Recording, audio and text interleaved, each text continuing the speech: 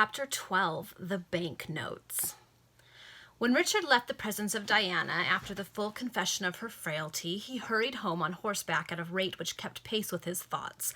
Upon reaching his dwelling, he retired to his apartment and sat himself down seriously to consider all that had taken place. His eyes were now open to two facts. In the first instance, he saw that he had been giving way to a passion which was dishonorable in respect to the relations existing between his object and another individual, the baronet. So he was falling in love with someone who was with somebody else. So he's realizing that probably wasn't a great idea. And secondly, he perceived that even if that barrier were removed, Diana was not the being whom he ought to make the partner of his fortunes. He was endowed with feelings and notions of the most scrupulous honor, and he deeply regretted that he should ever have been induced to utter a word or manifest a sentiment towards Diana, which he would have been ashamed for the baronet to become acquainted with. To such an extent did he carry his notions of honor that if, for instance, he had pledged himself to keep a secret, he would sooner have suffered himself to be put to death than have forfeited his word. Even were a crime communicated to him in confidence, he would not have benefited society by handing the perpetrator over to justice. He thus fell into an extreme almost as dangerous and fatal as the total absence of moral rectitude. So he leans too far in the other direction, and I have a feeling that's going to be a problem down the road.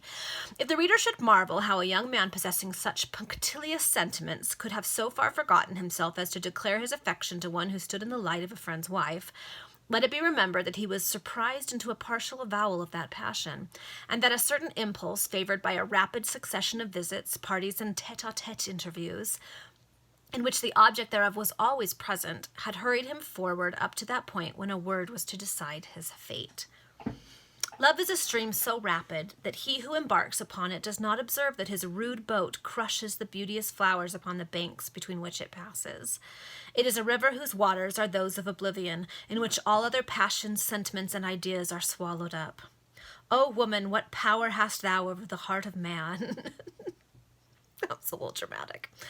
Thou wast born a creature of grace and fascination. To whatever clime thou dost belong, neither habit nor costume can deface in thee that natural charm of witchery and love which characterizes thee in all the relations of life. I can honestly say no one has ever described me that way.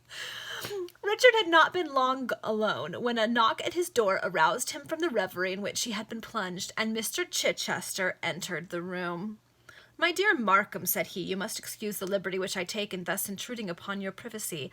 But what is the meaning of this? You were to lunch with Harborough today, and we were all to dine together in the evening. You called at Diana's, and from what you said upon leaving, she fancied you were coming straight home. So I have galloped all this way after you. You shut yourself up from your friends as if you had a design upon your life." "I am not well. I am anxious to be alone." "But I shall not allow you to remain alone," said Chichester. "If you should feel melancholy, what guarantee have I that you will not commit suicide, or do what is nearly as bad, sit down and write sentimental poetry?"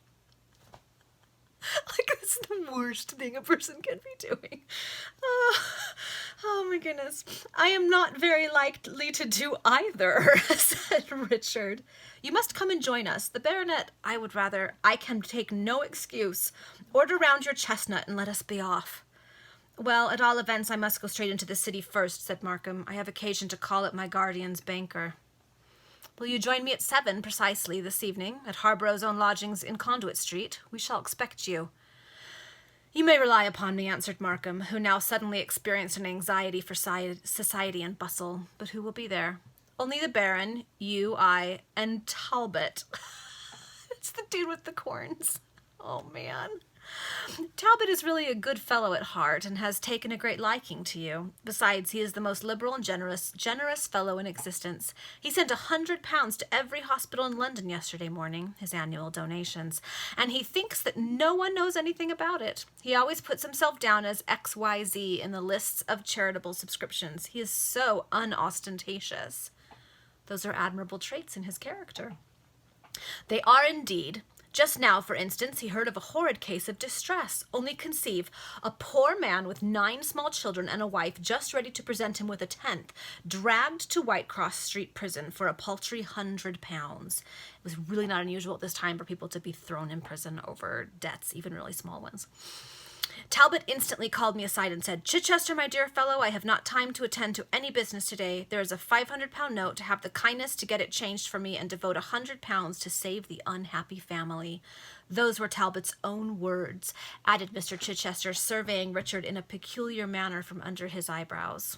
"How liberal, how grand, how noble!" exclaimed Richard, forgetting all Mr. Talbot's vulgarity and coarseness as he listened to these admirable traits of philanthropy. "To be candid with you, I am myself going to the banker's to draw some money, and when I see you this evening, I shall be happy to place £20 in your hands for the use of that poor family." "No, my dear fellow, keep your money. The baronet and I shall take care of those poor people." "Nay, I insist." "Well, I am sorry now that I told you of the circumstance." "And I am very glad." "There, you shall have your own way then. But, by the by," added Chichester, a sudden thought appearing to strike him, "you are going into the city, into your banker's?"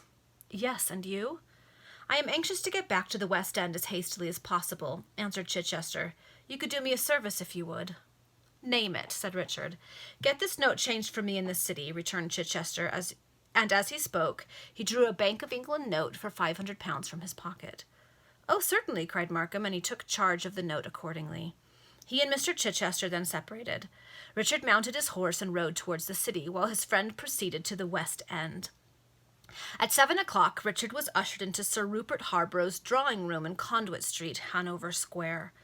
"There," exclaimed Chichester, who was lounging upon the sofa, "I knew that my melancholy young gentleman would be punctual." "Delightful to see you, Markham," said the baronet, pressing his hand with more than usual fervour. "How are you, my tulip?" shouted Talbot. I love that he calls everyone his tulip. "Why, Chichester said you had the blue devils." "I really felt unequal to society today," returned Richard, "and I fancied that a little rest—" "A little humbug," said Mr. Talbot. "That's all my eye and my elbow, Markham. And a good bottle of champagne will soon put you to rights. But when I'm ill, what do you think I always take?" "I really can't guess."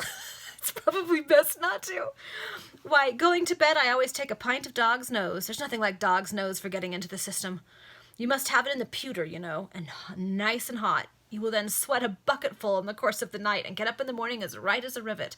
I can assure you there's nothing like dog's nose." "And pray, what is dog's nose?" inquired Richard. "Exactly what I was wondering."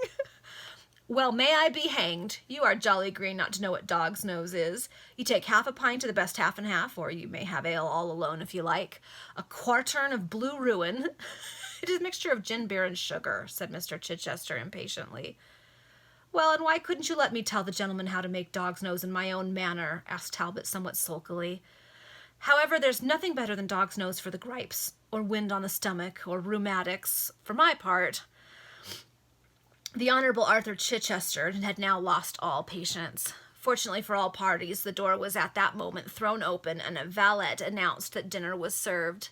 Richard took advantage of the haste with which Mr. Talbot rushed downstairs to the dining-room to slip a bundle of Bank of England notes and a quantity of gold into Chichester's hand, whispering at the same time, "There is your change, together with my £20 for the poor family." "Thank you, my boy," said Chichester, and over Markham's shoulder he exchanged with the baronet a significant glance of satisfaction, amounting almost to joy. Richard! Meantime, Mr. Talbot had rushed to his place at the dinner-table, declaring that he was uncommonly peckish, and began sharpening his two knives one against the other. The baronet took his seat at the top of the table, Mr. Chichester at the bottom, and Markham sat opposite to Talbot. "This soup is unexceptionable," observed Chichester. "I never tasted better, save once, and that was at the King of Prussia's table." Chichester's good at dropping names, have you noticed that? "I once had a good pea soup, I remember, at the Duke of Lambeth's table," said Mr. Talbot. "But I say, who the devil's that kicking my unfortunate soft corn?" "A glass of wine, Markham?" said Chichester. "I suppose we'd all better join in," suggested Talbot. "I shall be happy to drink wine with you, Mr. Talbot," said the baronet, with a reproving emphasis upon the pronouns.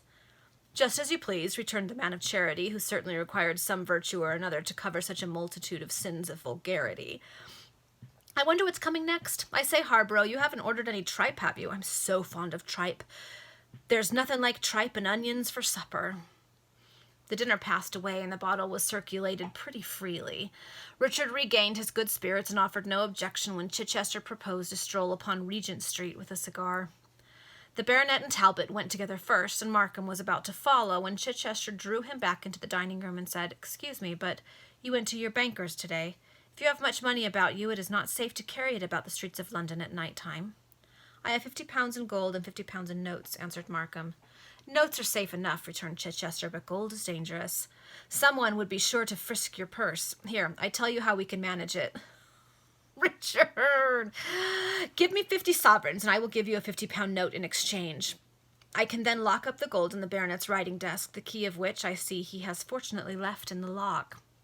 I think Richard's getting played, guys. Chichester glanced as he spoke to the writing desk, which stood upon a little table between the windows. "I am much obliged to you for the thought," said Richard. "It is very considerate of you." He accordingly handed over his purse of gold to his kind friend, and received in exchange a £50 note, which Mr. Chichester selected from a huge roll that he took from his pocket. The two gentlemen then hastened to rejoin the baronet and Talbot, whom they overtook in Regent Street. They all walked leisurely along towards the Quadrant, and while Talbot engaged Markham in conversation upon some trivial topic or another, Chichester related in a few words to the baronet the particulars of the little pecuniary arrangement which had just taken place. "I have a feeling he's getting played, like it's counterfeit money or something like that. Oh, Richard, you need better friends." All right, see you tomorrow for chapter 13.